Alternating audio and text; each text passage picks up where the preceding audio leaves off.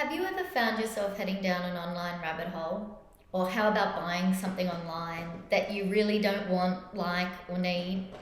Well, for me, it was this t shirt.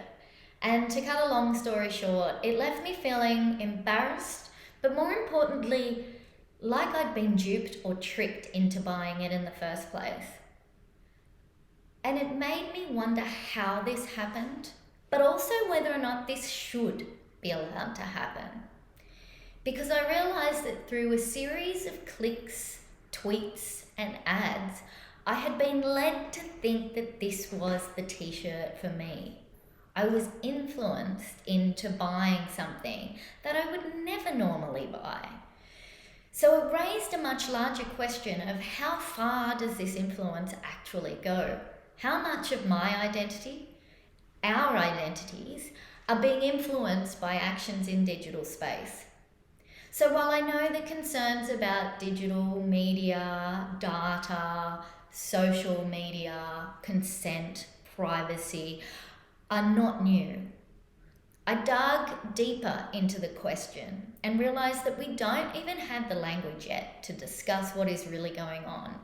So we talk of legal protections, but they all seem to be very misguided because they're working on the wrong thing.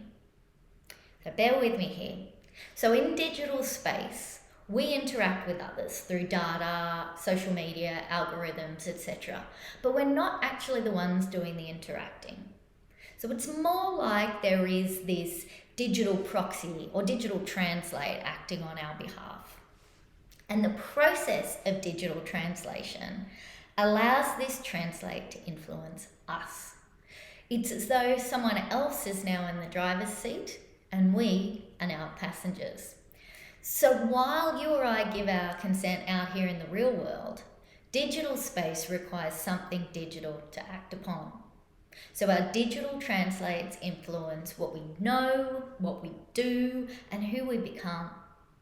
And by closing off or narrowing our options, we lose autonomy over who we are. The problem is that law still acts on the real person as though they have control, and that is no longer the case. So my thesis examines where law needs to act in order to address the digital influence on individual identity. And it argues that the law cannot work until it recognises this shift in legal subject from the real person to a digital substitute. And only then can we work out how, where, and if the law should intervene to protect individual identity.